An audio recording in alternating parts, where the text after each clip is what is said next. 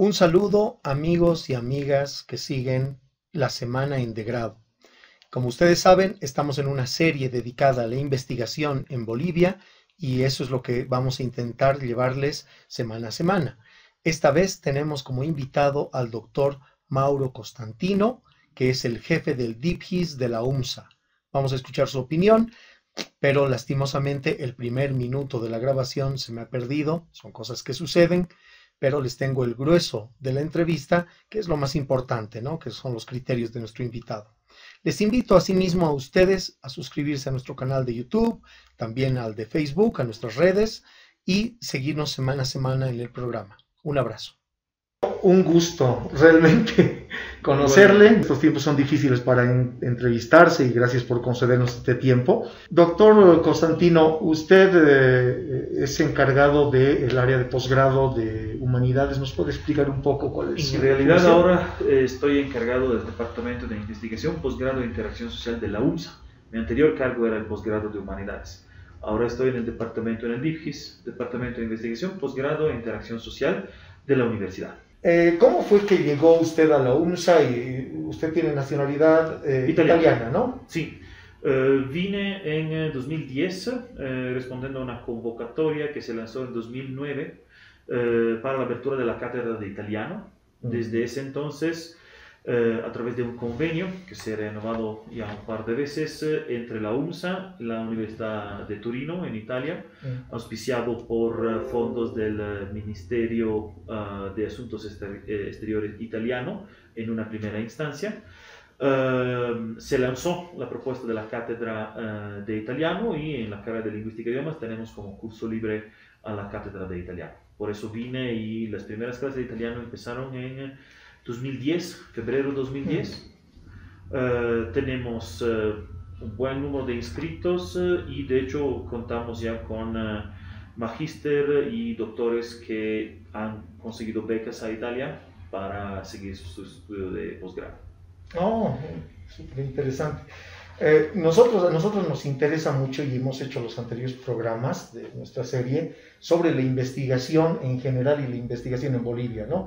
Y los números que arroja la investigación en Bolivia son realmente, digamos, críticos, le podríamos llamar así, ¿no? Porque se ha hecho investigación, obviamente ha ido creciendo, pero no en la magnitud en la que ha ido avanzando el resto de los países de Latinoamérica y en el mundo. ¿Cómo usted ha visto todo esto? Bueno, creo que hay que analizar bien los datos y tener una mirada crítica en ese sentido.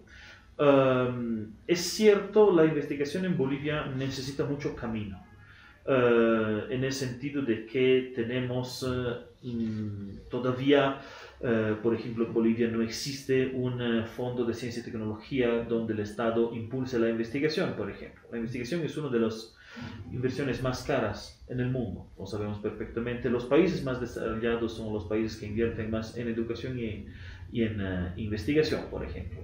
Todavía estamos en camino, de hecho, hay charlas entre CUB, las universidades y el Ministerio para la conformación de un fondo con el Viceministerio de Ciencia y Tecnología, pero es cierto que otros países latinoamericanos han empezado hace 80 años, digamos, ¿no? Entonces, evidentemente el camino es empinado, es a veces complicado. Tenemos algunas luces importantes. Algunas de estas son gracias a cooperantes extranjeros. En la UMSA hemos celebrado desde hace poco la cooperación extranjera con Suecia, 20 años de cooperación. La producción científica, gracias a ese aporte, ha sido muy importante. Formación de doctores, formación de magíster, y esos doctores vuelven a Bolivia, consiguen fondos internacionales para impulsar la investigación. Obviamente, como sabemos, la investigación tiene que estar también en un tema de administración, y ahí es donde a veces es más complicado. La burocracia, como hemos aprendido a conocer en el país, a veces complica las cosas. Entonces, a veces tenemos la posibilidad de, con algunos investigadores de verdad excelentes de sobresalir.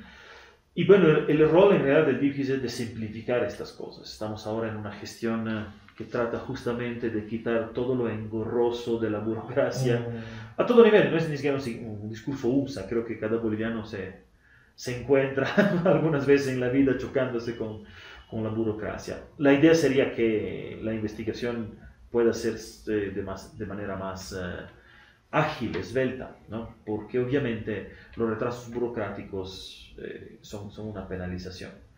En todo esto estamos en la UNSA, son datos del 2020, no tengo todavía los datos actualizados, tendré a final de año. La UNSA ha producido alrededor del 27% de las publicaciones científicas indexadas en consorcios como Scopus, por ejemplo. Entonces, que representemos más o menos un tercio del país es bien interesante, entre un cuarto y un tercio del país. Es bien interesante porque se hizo no obstante la dificultad. Y eso yo creo que va con un aplauso y una felicitación a nuestros investigadores, porque como a veces uno puede pensar, en otros lugares, en otros contextos, esos investigadores posiblemente hubieran desempeñado una tarea mucho más sencilla. Aquí logran ese nivel de excelencia de investigación, no obstante un sistema engorroso y lento en tema de conseguir fondos, por ejemplo. Queremos crecer más, necesitamos crecer más, eso es innegable, digamos, pero es también uno de los pilares de la investigación, la idea de descubrir los nuevos, solucionar problemas y seguir creciendo, ¿no? Ok. Y en cuanto al potencial, ¿cómo ha visto la cosa? Porque muchos se quejan de que la formación básica, más bien, dentro de la universidad es muy problemática. Eso creo que es hasta cierto punto evidente, aunque yo he visto también casos muy, muy interesantes, ¿no? Pero, ¿cómo está viendo eso y cómo se puede ayudar desde el posgrado? Porque Claro. creo que muchos investigadores tienen problemas de base, ¿no? ¿Puede pasar? Creo que también hay que tener una mirada crítica. Es evidente que la educación tiene que mejorar. Es evidente en realidad que hay, en general a nivel mundial, han salido datos INVALSI de Europa, donde comparado con hace 20 años la formación, por ejemplo, de la escuela ha bajado de nivel, ¿no? Entonces, en ese sentido hay que mejorar. En Bolivia no creo que sea una excepción, es evidente, hemos tenido datos creo el año pasado a nivel latinoamericanos, nuestros egresados de la escuela con niveles bajos en diferentes materias, etc. Eso es innegable, sería también hipócrita esconderlo. Lo que yo creo que podría ser una solución, porque a soluciones tenemos que mirar la parte importante, es un trabajo integral. Usted mencionaba antes, por ejemplo, lo que es el posgrado. Es fundamental que el posgrado esté entrelazado y trabajando codo a codo con el pregrado. Pero no en el sentido de que la maestría es el parche porque hicimos mal la licenciatura, entonces le metemos una llapa y lo arreglamos. No es una excusa, como después tienes maestría terminada puedes hacer mal la licenciatura, absolutamente no. Tiene que trabajar codo a codo y tendría que trabajar también con la escuela, porque podríamos incluso quejarnos de que llegan quizás estudiantes menos preparados. La pandemia ha creado evidentemente una amplificación de ese problema, ¿no? Es claro. La cosa es que una vez que tenemos el diagnóstico, tenemos normalmente dos alternativas. Opción 1, nos quejamos, cosas que muchas veces somos muy buenos en hacer, ¿okay? Y que también a veces sirve, es catártico, ¿no? Uno va a una cerveza con amigos, se queda de todo el mundo, pero el problema es, ok, ¿y mañana qué hacemos? Mañana tenemos que no se quede en la depresión. Exacto, uno tiene que sentarse y, ok, hay algo que está mal, fantástico, lo reconocemos muy bien, ¿cómo lo arreglamos? ¿Cómo lo hacemos mejor? Mi punto de vista, el trabajo tiene que ser muy coordinado. Esa es una cosa que veo a veces a nivel micro, a veces a nivel macro. A nivel micro, a veces encuentras carreras de la misma facultad y uno no sabía que el otro estaba investigando algo, por ejemplo. A nivel macro, empresas o instituciones del país que no saben lo que están haciendo los otros, por ejemplo. Y uno ahí encuentra, por ejemplo, esfuerzos reduplicados, gastos innecesarios, porque preguntando al vecino, por ahí podías hacer algo. Trabajar en equipo es difícil, absolutamente. Pero en realidad es lo mejor que tenemos, porque el problema es que cuando vamos adelante con esfuerzos singulares, cuando alguien se carga todo en sus hombros, puede ir bien hasta un punto, pero tarde o temprano, un país que quizás más lentamente trabaja en equipo bien, va a llegar más lejos. Y eso pasa a nivel micro como a nivel macro. No hay alternativa a trabajar juntos. La alternativa es pelearnos y a qué sirve, digamos, ¿no? Estaba viendo en los rankings de journals, ¿no? que se tienen a nivel mundial, y bueno, lastimosamente Latinoamérica de hecho está bastante atrás, ¿no? Bastante atrás, y lo que veíamos es que muchos de los esfuerzos que hacemos aquí, yo sé que en Bolivia hay bastantes publicaciones, pero muchas de esas publicaciones no alcanzan los estándares, ¿no? Y lo que vemos es que en las universidades tampoco hay las facilidades que se requieren. Por ejemplo, yo he tenido alguna experiencia igual en Italia, y la facilidad que teníamos era que queríamos buscar alguna publicación y era muy fácil hacerlo, pero trabajas en la UNSA y es muy difícil porque no estamos afiliados a convenios, no se pagan a determinados sitios para conseguir bibliografía, ¿no? ¿Qué otros problemas además de este tienen los docentes y los estudiantes investigadores? Hay muchos problemas, y eso es un problema que hemos tocado y hemos descubierto en realidad que tiene un problema más grande antes. Porque hasta hace 2 años, por ejemplo, estando en el sistema Cauri, la UNSA pagaba regularmente por años el acceso a revista. Parece poco porque pagaba un boliviano por matrícula, pero estaba pagando 80.000 bolivianos por año. Sí. Teníamos acceso a Elsevier, a JSTOR, etc. Con un pequeño problema.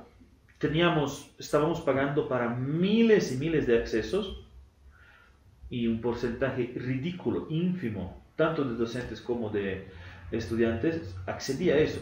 Teniendo el acceso, no se estaba utilizando. Por desconocimiento, porque yo en realidad 4 o 5 años después de estar en la UNSA, he descubierto que estaba ese acceso. Muchísimos de mis colegas se han enterado así de casualidad.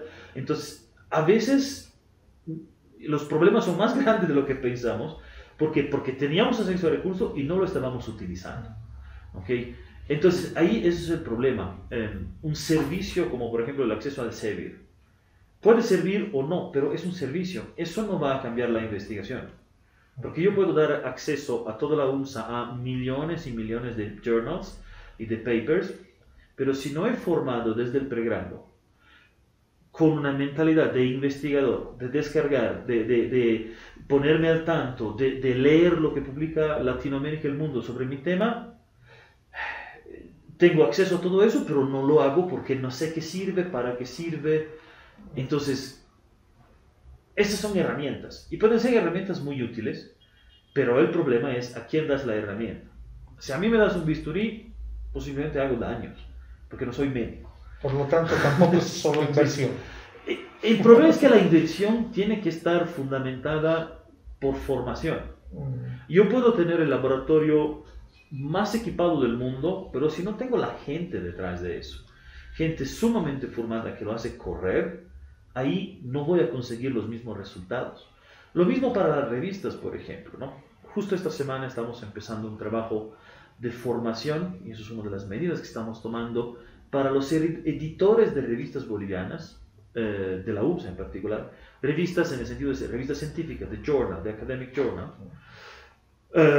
¿Por qué? Porque tenemos 11 revistas que están indexadas en Cielo y Latindex. Bolivia como país no tiene revistas indexadas en Scopus, por ejemplo. Lo primero que se le ocurrió a alguien es criticar. Porque, ¿cómo que tanto años, que son décadas, que por qué no están en Scopus? Después uno ve que hay revistas que han logrado la indexación Latindex de México prácticamente con una persona en su tiempo libre y de educación y dedicación y pasión, digamos, ¿no? Cuando nosotros vemos que las revistas grandes y de impacto tienen equipos.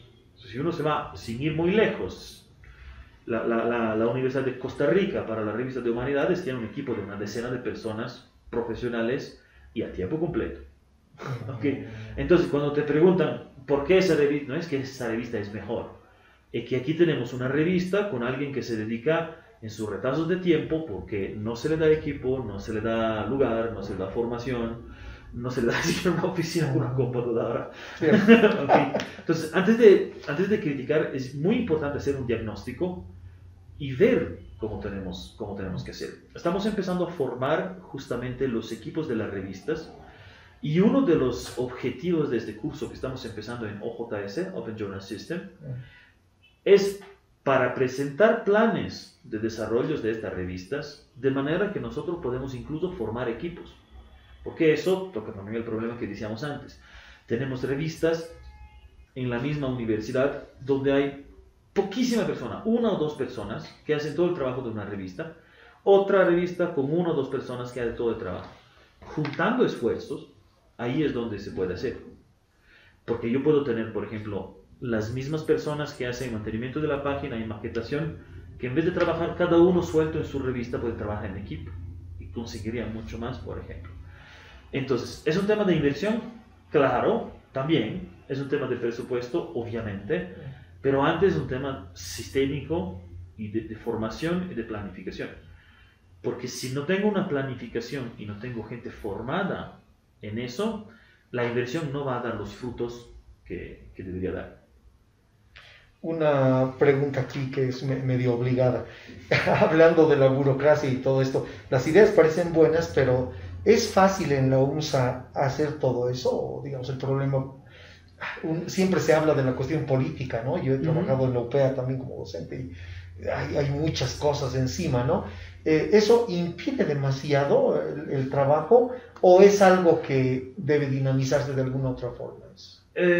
Mire, es difícil dar una respuesta para todo. Hay cosas muy difíciles y cosas menos difíciles. Ahora, fácil, no. Todo esto que estamos diciendo no es fácil.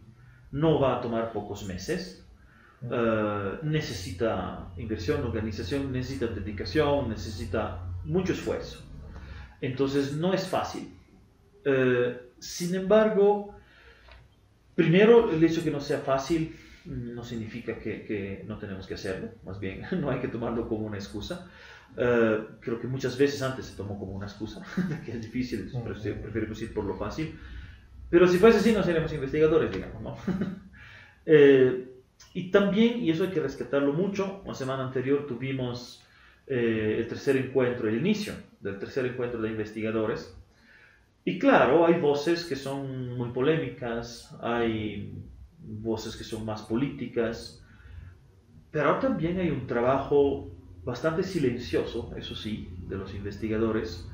Hay un trabajo y un esmero bastante duro. Un pequeño grupo muy fuerte y muy silencioso es el que ha empezado a dar insumos muy importantes justamente para cambiar los reglamentos en ese sentido.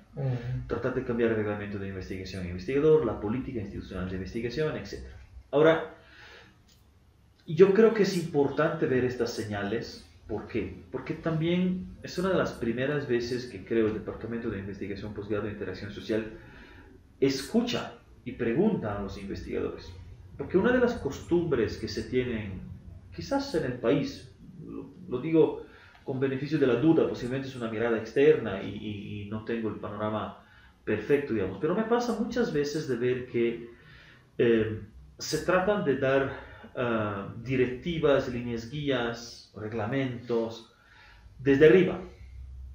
Y el problema es que si nosotros en la parte administrativa tratamos de reglamentar, tomando un ejemplo, a los investigadores, y además yo tengo 51 institutos de investigación, la probabilidad que yo tenga un reglamento específico que funcione para todos es casi cero.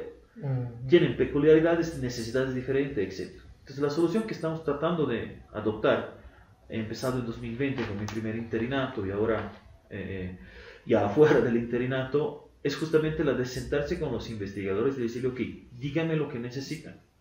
Yo necesito saber ustedes cómo necesitan que se evalúe la investigación, cuáles son las necesidades que tienen para los reglamentos. Claro que no termina ahí, claro que yo después tengo que sentarme con jurídica porque todo esto tiene que ser obviamente legal y en un marco normativo, tengo que sentarme con presupuesto para ver cómo hacer cuadrar las cosas, pero por eso hay un departamento.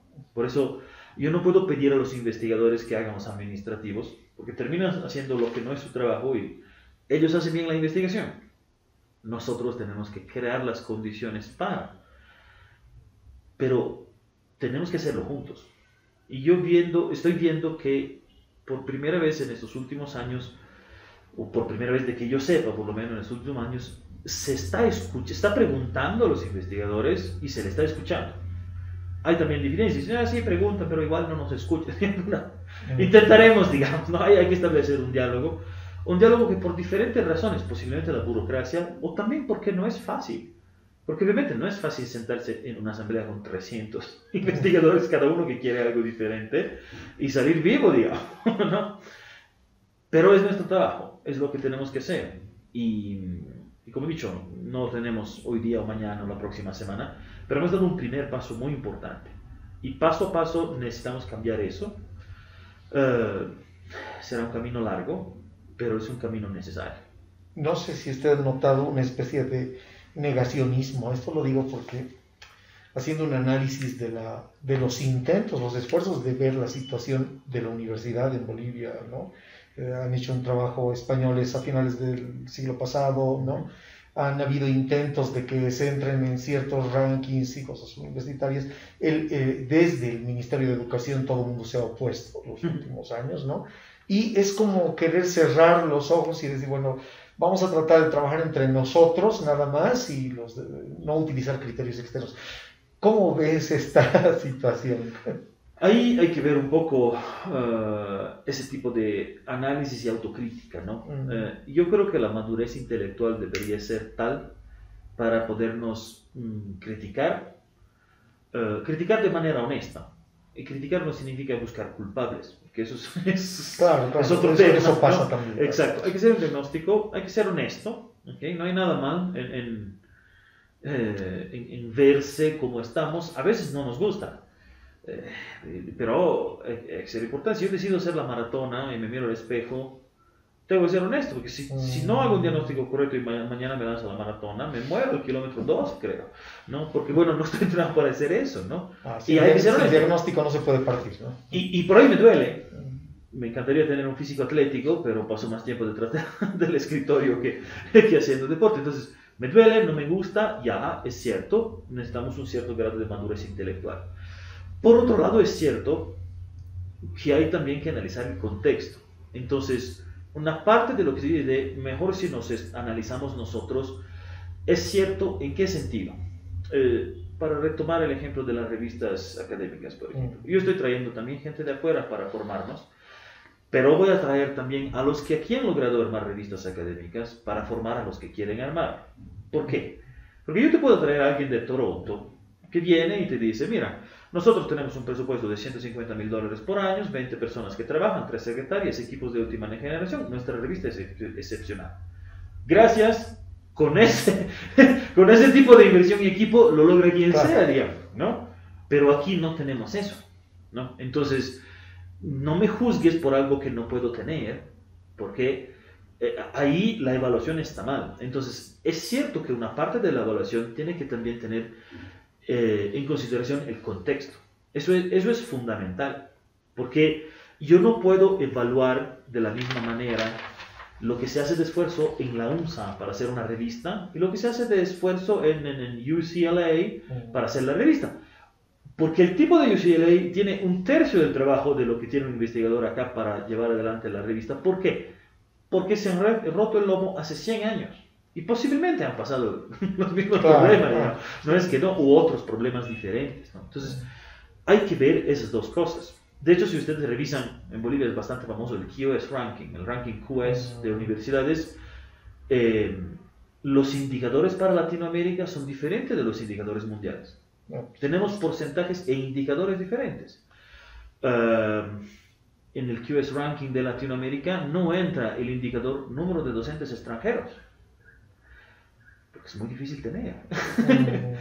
Pero porque posiblemente, no lo sé cuál es la razón, habría que investigarlo a fondo, pero de manera muy superficial, quizás un docente de Canadá prefiere ir a investigar a Europa o ir a investigar a Estados Unidos, porque para investigar en Bolivia, Paraguay, sus expectativas de sueldo son diferentes, por ejemplo. No tengo idea, me parece una opción, ¿no? Entonces, por ejemplo, si nos evaluaran por un parámetro que no tenemos, no sé, bueno, no vale, digamos, ¿no? si me tomas un examen de ruso, bueno, yo te ahorro el tiempo, no me tomes el examen, digamos, no. Para eso no tengo. Sí, no, en ambos sentidos, porque a fin de cuentas la competitividad, los negocios y todo eso van en una marcha muy globalizada, ¿no? Ahora, y ahí perdemos, ¿no? Eso no es una excusa para no hacer el esfuerzo.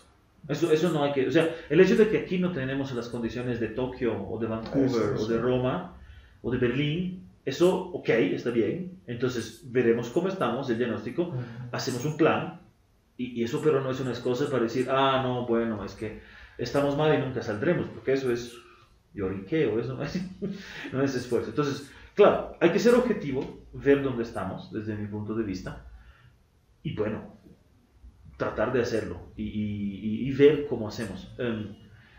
Yo uso un ejemplo, por ejemplo, con mis estudiantes, es un ejemplo muy micro, pero se puede emplear a lo macro. Tengo muchos estudiantes que me dicen que es difícil conseguir una beca para ir al extranjero, por ejemplo, ¿no? Tiene muchos requisitos, etc. Y yo lo que digo a mis estudiantes es que ellos ven la lista de requisitos como una lista de obstáculos, porque ven la lista de requisitos como una serie de 5, 10, 12 obstáculos que les separa de la beca. Y eso no es la manera de mirar a la lista de requisitos. La lista de requisitos uno la tiene que imprimir.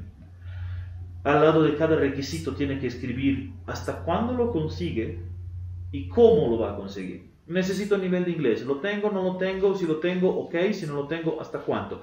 ¿Tengo la plata para tenerlo? No. Entonces necesito un trabajo antes. Ok.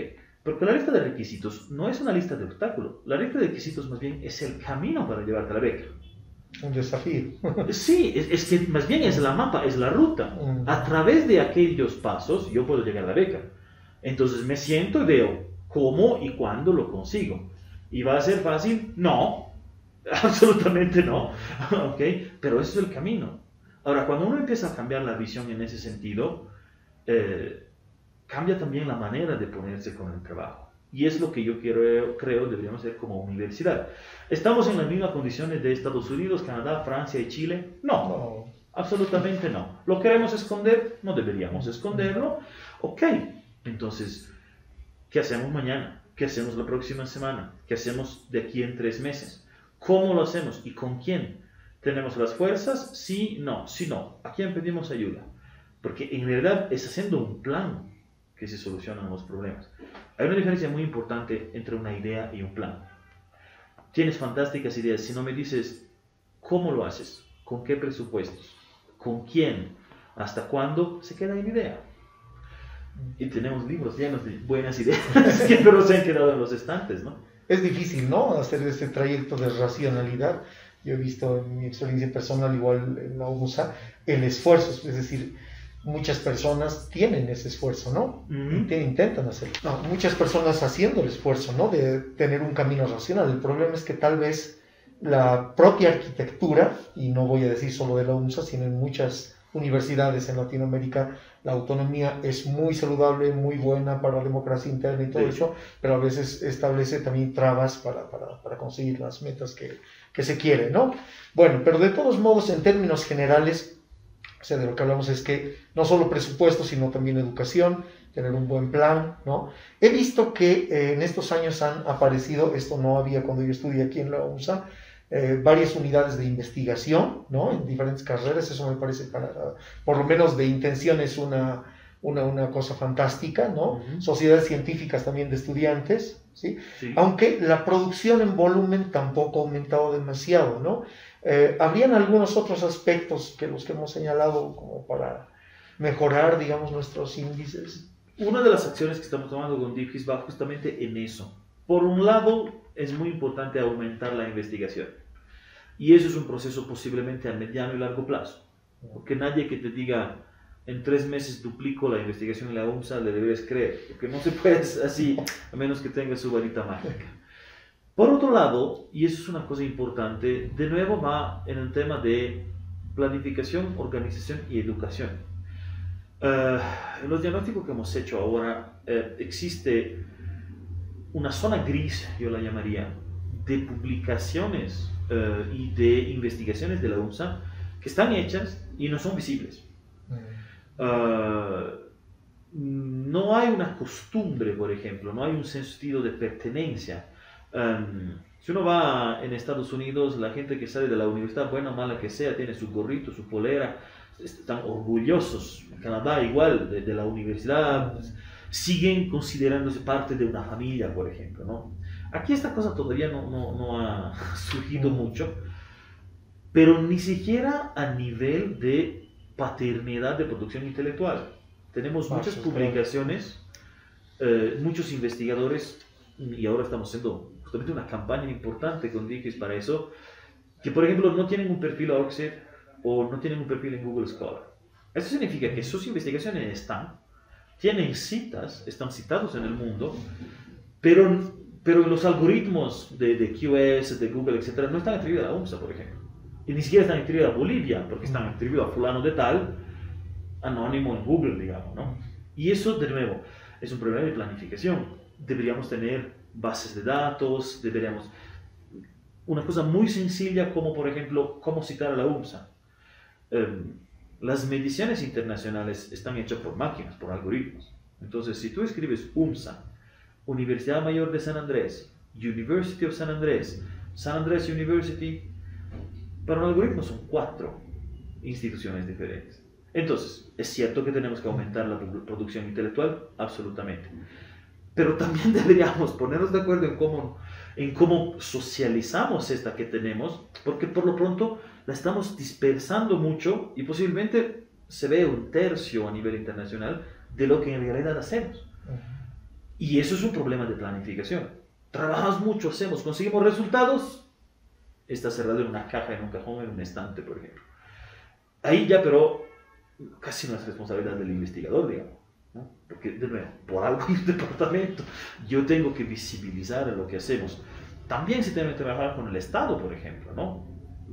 Esa relación es un poco rota, ¿no? Hasta cierto punto creo que hay programas que funcionan, pero hay programas que nivel funcionan institucional sumamente bien. ¿Cuándo era? En mayo hemos celebrado en el Paraninfo el premio Ciencia y Tecnología del Ministerio para los Investigadores, con muchos investigadores de la UNSA. Entonces, hay algunas excelencias que funcionan muy bien con el Ministerio de Educación en la parte de Ciencia y Tecnología. Tenemos una relación sumamente buena. Hay algunas instancias de algunas facultades de carrera. El problema posiblemente, bueno, el convenio con las vacunas para que las universidades, la UNSA ha llevado a la delantera para que se pueda hacer en La Paz una vacunación masiva, por ejemplo. Entonces, hay algunos ejemplos brillantes que demuestran que podríamos hacerlo bien. De nuevo, el tema es que deberíamos llevarlo a nivel institucional. A nivel institucional. ¿Por qué? Porque muchas veces ahí la gente quizás tiene una interpretación diferente. Por eso le digo, hay que trabajar con el Estado. La gente, cuando hablas de universidad-Estado, a veces piensa en gobierno y autoridades. No es así. La universidad es el Estado. La universidad tiene que trabajar para el Estado. Pero personalizan o politizan las cosas, ¿no? Claro. Tiene que ser institucional. Eso, pero bueno, cada uno tendrá su visión, ¿no? Pero el Estado boliviano es el Estado boliviano. Ahí está el gobierno, después habrá otro, en 50 años habrá otro, ¿no? Exactamente como ahora hay una administración, ahora estoy en el departamento. De aquí en un tiempo estará otra persona, me jubilaré, o sea, el problema es que no tengo que trabajar como Mauro Constantino, yo tengo que trabajar como Dickies UNSA. Y eso es una cosa muy importante, hay una diferencia fundamental en eso. Y hay que trabajar en eso también, ¿no? En esa pulseta entre razón y pasión, digamos, que tenemos en esta unidad del DIFGIS. ¿Qué es lo que se ha planteado así como meta, como visión? Algunas cosas ya las he nombrado, ¿no? Por ejemplo, a corto plazo, diagnóstico y visibilización de todo lo que hay. Tenemos que trabajar en hacer más, ¿ok? Pero empezamos con mostrar lo que hacemos, porque si no estamos mal. Entonces estamos trabajando, por ejemplo, con perfiles de Google Scholar, perfiles de ORCID, etc. La formación en tema de las revistas indexadas será un camino largo, porque no se entra a Scopus con 3 meses de trabajo, digamos, ¿no? Pero si uno no empieza, tampoco termina, digamos, ¿no? Entonces, la formación en tema editorial, revisión de pares, gestión y manejo de revistas, en ese sentido, repito, revistas académicas, journal. Acabamos de terminar el tercer encuentro de investigadores. Estamos escribiendo en estas fases, terminaremos de aquí en 3 semanas, si funciona bien el cronograma. Si no nos retrasa la burocracia, como se dice. Actualización de las políticas de investigación, posgrado, interacción social e innovación. Estamos trabajando con el manual y reglamento de propiedad intelectual, que por alguna razón no había antes. Algunas universidades lo tienen desde hace 100 años. Es un mal de muchas instituciones bolivianas, ¿no? Sí, y tampoco hay que descubrir la pólvora, digamos, Sí. ¿no? Hay que aprender y subir a los hombros de los gigantes, que no es copiar, pero es aprender, digamos, Sí. ¿no? Estamos trabajando, fortaleciendo, acabamos de firmar la renovación del convenio con ASDI, la cooperación sueca, por ejemplo. Entonces tendremos otros 5 con visión a 10 años de financiamiento para investigación, explícitamente, ¿no? Entonces estamos tratando justamente de empezar la reestructuración de lo que es el posgrado en su trabajo estrecho con la investigación y con el pregrado y la interacción social, porque todavía tenemos muchos casos donde se piensan separados.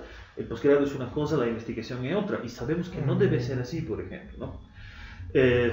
Estas son algunas líneas, hay más, pero bueno, eso da para algunos días, digamos. No, y hay mucho que conversar, ¿no?